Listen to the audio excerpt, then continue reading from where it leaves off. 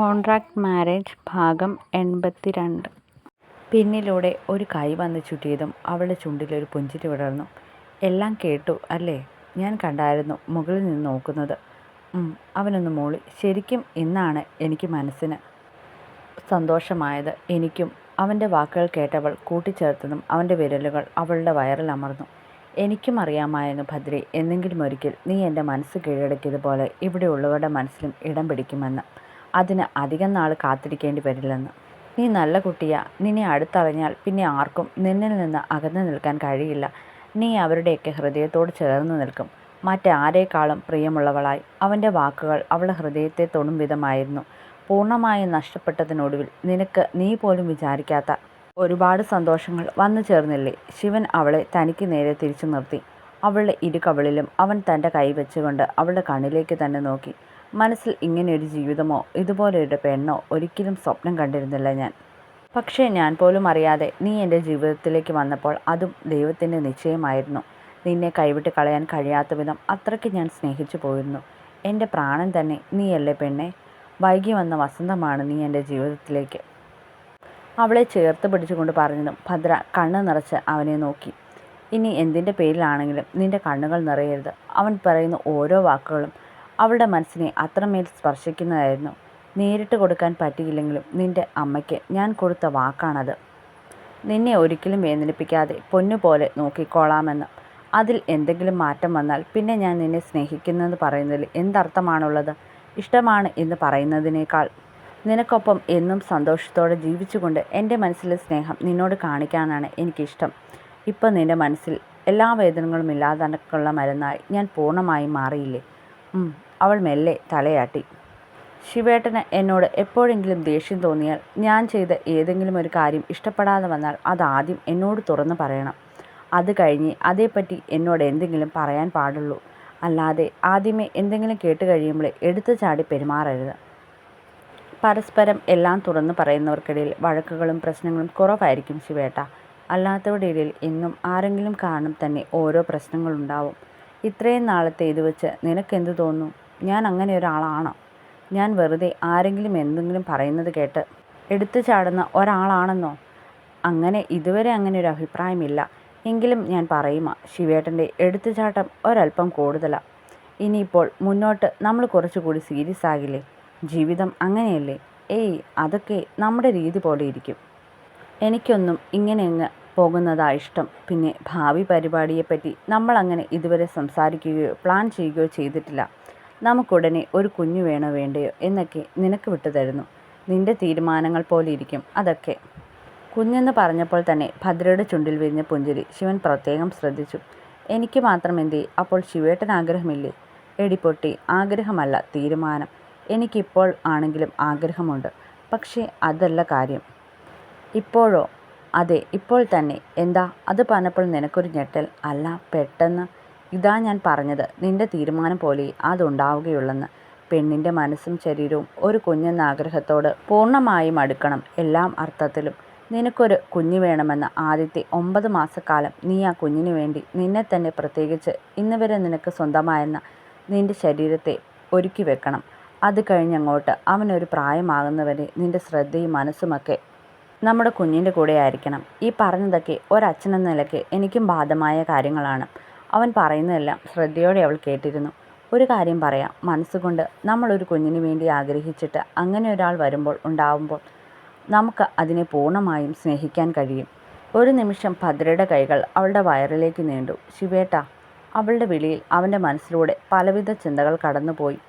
എന്താ മോളെ? എനിക്കതിനുള്ള ഭാഗ്യമുണ്ടാവുമോ? ഒരു നിമിഷം ഭയം നിറഞ്ഞ കണ്ണുകളോടെ അവൾ അവനോട് ചോദിച്ചു. അതെന്താടാ?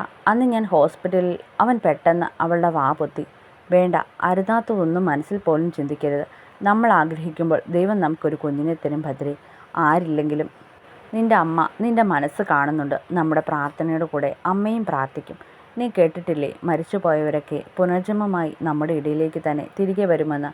അതുപോലെ നിൻ്റെ അമ്മയും ചിലപ്പോൾ. ശിവൻ പറയുന്നത് കേട്ട് ഭദ്രയുടെ മനസ്സിൽ പ്രതീക്ഷയുടെ പുതുനാമ്പുകൾ മുട്ടിട്ട് തുടങ്ങിയിരുന്നു. അമ്മയെ വീണ്ടും കാണാൻ. അതിപ്പോൾ തൻ്റെ കുഞ്ഞായാണെങ്കിൽ ശിവേട്ടൻ പറഞ്ഞതുപോലെ അമ്മ തന്നെയാകും തനിക്ക് മകളായി പിറക്കാൻ പോകുന്നത്. അത് കേട്ടതോടെ അവളുടെ മനസ്സിൽ അതിരില്ലാത്ത സന്തോഷം തോന്നി. അമ്മയെന്ന് സ്നേഹിച്ചതും പരിപാലിച്ചതുമൊക്കെ തിരികെ നന്ദി കാണിക്കാൻ എനിക്ക് കിട്ടുന്ന അവസരമായിരിക്കും എൻ്റെ കുഞ്ഞിലൂടെ. ഭദ്ര, അവളുടെ ആലോചന കണ്ട് അവൻ മെല്ലെ അവളെ തട്ടി വിളിച്ചു. ഒരുപാട് ചിന്തിച്ച് കാട് കയറണ്ട നീ. ഒരുപാട് പരീക്ഷിച്ച് കളഞ്ഞെങ്കിലും ഇപ്പോൾ നിന്റെ ജീവിതം മനോഹരമാക്കി തന്നില്ലേ ദൈവം. ജനിച്ചാൽ ഒരിക്കൽ ആരാണെങ്കിലും മരിക്കണം ഭദ്രേ. ഈ ഭൂമിയിൽ ഒരാൾ ജനിക്കെ തന്നെ എന്തെങ്കിലും നിയോഗമുണ്ടാകും. അത് ചെയ്തു പൂർത്തിയാക്കി കഴിയുമ്പോൾ തിരികെ പോകേണ്ടി വരും. സമയമാകുമ്പോൾ. എല്ലാവരുടെയും കാര്യം അങ്ങനെ തന്നെയാണ്. നിന്റെ അമ്മയുടെയും. അമ്മയ്ക്ക് നിനക്ക് കാവലായി കൂട്ടായി നിന്ന് വളർത്തി എൻ്റെ അടുത്ത് എത്തിക്കുന്നത് വരെയായിരുന്നു ആയുസ്. ഈശ്വരൻ ആയുസ് കൊടുത്തിരുന്നത് അത്രയും നാളുമായിരുന്നു.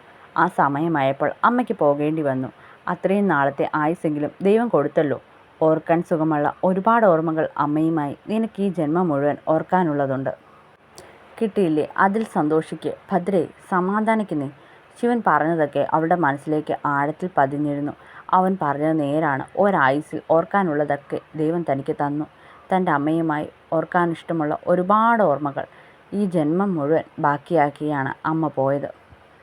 അമ്മ എന്നതിനേക്കാൾ ഒരു നല്ല കൂട്ടുകാരി കൂടിയായിരുന്നു. ഓർക്കുമ്പോൾ സങ്കടം വരുമെങ്കിലും ശിവേട്ടൻ പറഞ്ഞതുപോലെ അമ്മയ്ക്ക് അത്രയുമേ ആയുസ്സുണ്ടായിരുന്നതെന്ന് സമാധാനിക്കുമാണ്. എന്തെങ്കിലും ഒരിക്കൽ അമ്മയ്ക്കടുത്തേക്ക് താനേയും പോകേണ്ടി വരില്ലേ? അങ്ങനെയൊക്കെ സ്വയം സമാധാനിച്ചു ഭദ്ര. അല്ല ശിവേട്ട, ഇങ്ങനെയൊക്കെ സംസാരിക്കാൻ ശിവേട്ടൻ അറിയാമായിരുന്നോ? പെട്ടെന്ന് അവൾ വിഷയം മാറ്റാനായി ചോദിച്ചു. അവൾക്കറിയാം ഇനിയും അതേപ്പറ്റി പറഞ്ഞാൽ താൻ ഒടുക്കം കരയേണ്ടി വരുമെന്ന്. പഴയ കാര്യങ്ങൾ ഓർക്കാൻ തുടങ്ങിയാൽ പിന്നെ അന്നത്തെ ദിവസം മുഴുവൻ വല്ലാത്ത വേദനയാണ്. അവൾക്കറിയാം മരണം വരെ തന്നെ വേദനിപ്പിക്കുന്ന ഏറ്റവും വലിയ ദുഃഖമാണ് അമ്മയുടെ വേർപാടെന്ന്. അതെല്ലാം അംഗീകരിക്കാൻ ഞാൻ പഠിച്ചു കഴിഞ്ഞു.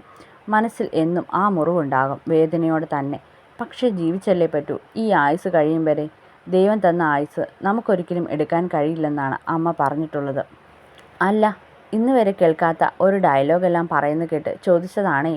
അവൾ അവനെ കളിയാക്കം പോലെ പറഞ്ഞതും അവളുടെ മുഖത്തേക്ക് തെളിച്ചം കണ്ട് അവൻ്റെ മനസ്സിന് ആശ്വാസമായി. അവൾ ഇനിയും അതെല്ലാം ഓർത്ത് കരയുമോ എന്നുള്ള പേടി അവനുണ്ടായിരുന്നു. അവൾ പറഞ്ഞും അല്ലാതെയും ഏറെക്കുറെയൊക്കെ മനസ്സിലായിരുന്നു അവളും അവളുടെ അമ്മയുമായി എങ്ങനെയാണ് ഇത്രയും കാലം ജീവിച്ചതെന്ന്. അതുകൊണ്ട് തന്നെ ആ ഒരു കാര്യം സംസാരിച്ചു തുടങ്ങുമ്പോൾ തന്നെ അവളുടെ മുഖം മാറും, കണ്ണുകൾ നിറയും.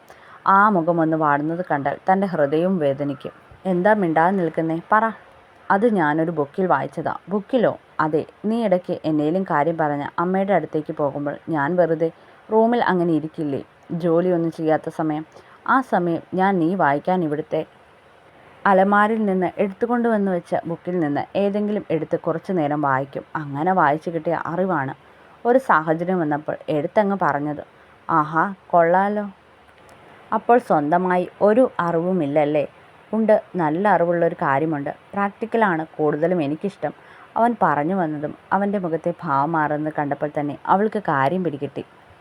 അവൻ്റെ മുഖത്തൊരു കുസൃതി ചിരിയുണ്ട്. അയ്യടാ, എനിക്ക് അപ്പോഴേ തോന്നി കറങ്ങി തിരിഞ്ഞ് അവസാനം ഇതിൽ കൊണ്ടെത്തിക്കുമെന്ന്. ഈ കാര്യത്തിൽ വല്ലാത്തൊരു മിടുക്ക് തന്നെ. കുറച്ച് ദിവസം കൊണ്ട് തന്നെ എനിക്ക് മനസ്സിലായി ഇപ്പോൾ പറഞ്ഞ കാര്യത്തിന് നല്ല അറിവാണെന്ന് ശിവേട്ടന്. കാണുന്നത് പോലെയല്ല. തൽക്കാലം ആ അറിവ് അങ്ങ് കയ്യിൽ വെച്ചാൽ മതി. അതൊന്നും പറ്റില്ല. അവളുടെ അരിയിലൂടെ കൈ ചുറ്റി അവളെ തനിക്ക് നേരെ നിർത്തിക്കൊണ്ടാണ് അവൻ സംസാരിക്കുന്നത്. രണ്ടാളുടെയും മുഖത്തൊരു കള്ളച്ചിരിയുണ്ട്. അവൻ്റെ കണ്ണുകളിലേക്ക് അധിക നേരം നോക്കി നിൽക്കാൻ അവൾക്കാകുമായിരുന്നില്ല. അത്രയ്ക്ക് കാന്തിക ശക്തി പോലെ. നമുക്കൊന്ന് പുറത്തേക്ക് പോകാം ശിവേട്ട. എന്താ ഇപ്പോൾ പെട്ടെന്ന്? അവൻ ക്ലോക്കിലേക്ക് നോക്കിയപ്പോൾ 8 മണിയാവുന്നു. ഭദ്ര ഇതുവരെ ഇങ്ങനെ പറഞ്ഞിട്ടില്ല രാത്രി സമയത്ത് പുറത്തു പോകണമെന്നൊന്നും. പലപ്പോഴും താനാണ് അവളെയും കൂട്ടി പുറത്തേക്ക് പോകുന്നത്. എന്താടാ, എന്തേലും വാങ്ങാനുണ്ടോ? അതൊന്നുമല്ല. പിന്നെ പോകുവാണേൽ വാങ്ങാൻ 1-2 സാധനങ്ങളുണ്ട്. ശിവേട്ടന് ബുദ്ധിമുട്ടാണേൽ വേണ്ട, നമുക്ക് പിന്നെ എപ്പോഴെങ്കിലും. പറഞ്ഞത് മാത്രം ഓർമ്മയുണ്ട്. ബെഡിലേക്ക് വീണപ്പോഴാണ് അവൻ തന്നെ പിടിച്ച് തള്ളിയതാണെന്ന് അവൾക്ക് മനസ്സിലായത്. മുഖത്ത് നല്ല ദേഷ്യമുണ്ട്. അധികം ആലോചിക്കേണ്ടി വന്നില്ല അവൻ്റെ ദേഷ്യത്തിന് കാരണം എന്താണെന്ന് തിരിച്ചറിയാൻ.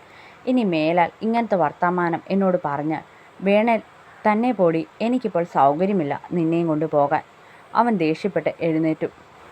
ഇപ്പോഴും ഇടയ്ക്കൊക്കെ നീ എന്നെ ഒരു അന്യനെ പോലെ കണ്ടുള്ള ഈ സംസാരമില്ലേ, അതെനിക്ക് ഒട്ടും പിടിക്കുന്നില്ല. എനിക്ക് ബുദ്ധിമുട്ട് തന്നെയാണ്. അതുകൊണ്ട് നീ ആരെയാണെന്ന് വെച്ചാൽ വിളിച്ചു കൊണ്ട് പൊക്കോ. അവനില്ലേ ആ അർജുൻ, അവനെ വിളിച്ചോ. എന്നിട്ട് അവനോടും ചോദിക്ക് ബുദ്ധിമുട്ടാണോ എന്നൊക്കെ. അവനുള്ളിൽ വല്ലാത്ത തിളച്ചു മറയുന്ന ദേഷ്യമുണ്ടായിരുന്നു. എന്നിട്ട് അവൻ എന്താ പറയുന്നതെന്ന് വെച്ചാൽ അതുപോലെ ചെയ്യുകയോ തന്നെ വണ്ടി വിളിച്ച് പോവുകയോ ചെയ്യുക. എന്താണെന്ന് വെച്ചാൽ നിൻ്റെ ഇഷ്ടം പോലെ. ഞാനില്ലേ കൈകൂപ്പി പറഞ്ഞിട്ട് ബാത്റൂമിലേക്ക് കയറിപ്പോകുന്നവനെ കണ്ട് അവളുടെ കവിളുകൾ ചുമന്നു. വല്ലാത്തൊരു ചിരി അവളുടെ മുഖത്ത് നിറഞ്ഞു. അവൻ എന്തുകൊണ്ടാണ് ഇത്രയും ദേഷ്യം പിടിക്കുന്നതെന്ന് അവൾക്ക് പറയാതെ തന്നെ മനസ്സിലായിരുന്നു. താൻ പറഞ്ഞത് അങ്ങനെയായിപ്പോയി. അവൻ മനസ്സിലാക്കിയെടുത്തത് വേറൊന്നും.